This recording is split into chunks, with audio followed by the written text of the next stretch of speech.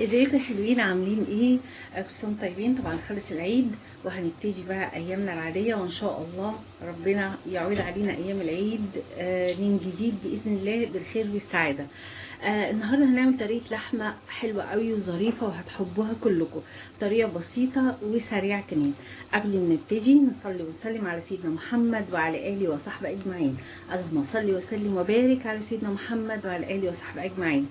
اللي معايا انا ايه دلوقتي؟ انا حطيت حته زبده وحطيت بصلايه كبيره كده ورحت مقطعاها وحطاها لحد لما تبتدي تاخد معايا لون. اول ما هتاخد معايا لون هرجع معاكم واقول لكم هنعمل ايه. بصوا، اول ما توصل للون اللي هي وصلت له ده هروح حاطه عليها طماطمايه صغيره وفلفلايه حراق او رومي، طبعا ده على حسب اختياركم.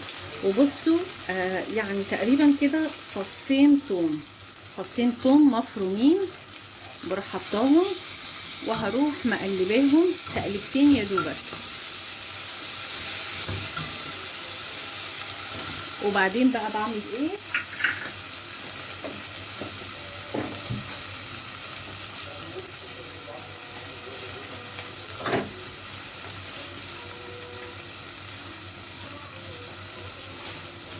هروح حاطه قطعه اللحمه اللي معايا، هحطها وهشوحها لحد ما تاخد لون معايا، بعد كده ارجع لكم تاني. بصوا هنا بعد ما شربت الميه بتاعتها وادتني اللون الجميل ده بروح مزوده كوبايه ميه تاني وهسيبها وهقلبها وهروح سايباها لحد ما تشرب كوبايه الميه. كانت لسه ما استوتش، هديها برده كوبايه ميه تاني لان انا عايزه الصوص بتاعها يبقى كده تقيل ويبقى كريمي، ومش هيديني النتيجه دي الا مع كده.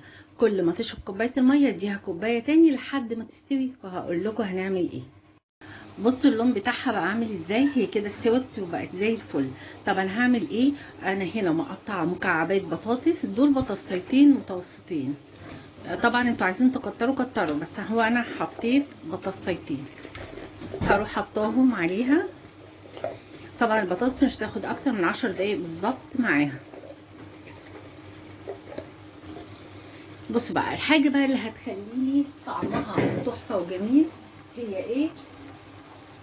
بحط كوبايه لبن كبيره كده بالوش بتاعها. طيب انا ما عنديش لبن، ممكن احط ايه؟ حطي كوبايتين زبادي. طيب ما عنديش زبادي احط ايه؟ حطي وش اللبن بس. ما عنديش بقى، طيب اعمل ايه؟ حطي ممكن نحط مثلا معلقه زبده، بس بجد اللبن هيفرق جامد هو والزبادي، يعني حطي لا لبن لا زبادي. طيب التوابل بتاعت الاكله دي ايه؟ اهم حاجه في التوابل بتاعت الاكله ديت ان انا بحط فلفل اسود، الملح طبعا اساسي.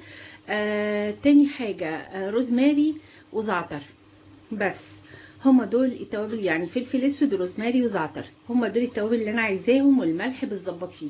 انا هغطيها وطبعا على نار متوسطه وهسيبها بتاع 10 دقايق ربع ساعه كده، وفي الاخر نشوف شكلها ايه. بصوا بقى كده خلصت وبقى شكلها يجنن. شايفين شكل الصوص بتاعها عامل ازاي من اللبن طبعا والزبادي يا جماعه، سواء كان لبن سواء كان زبادي سواء كانت كريمه طبخ هتديني برضو شكل حلو ظريف. هي كوبايه لبن او نص كوبايه كريمه طبخ او كوبايتين زبادي هتديني نتيجة حلوة جدا. طعم الصوص هيبقى رائع جميل جدا. اولا البصل داب معاها، البطاطس برضو دايبة وجميلة جدا. اللحمة برضو معايا دايبة. بصوا بجد بجد رائعة، طعمها حلو قوي غير اي حاجه انتوا ممكن تعملوها. زائد انها تنفع كده كوجبه كامله، انتوا ممكن ما تحتاجوش جنبها رز، لو حبيتوا تعملوا رز اعملوا، ما حبيتوش خلاص. بس هي بجد هي كده تتاكل بالعيش او جنبها رز او جنبها برضو مكرونه ممكن، وممكن رز بسمتي. يا سلام، هتبقى حاجه في منتهى الروعه والجمال. دي اكله من الاكلات البسيطه اللي ممكن تعملوها، مش هتاخد معاكم وقت خالص، وحاجتها بسيطه زائد انها خفيفة. وولادكم هيحبوها جدا جدا، جربوها بجد والله ما هتندموا. حبيبي كل سنة وانتم طيبين، ويا رب اشوفكم على خير دايما، وشكرا ليكم كلكم على ذوقكم وعلى جمالكم، وربنا يبارك لكم يا رب. مع السلامة.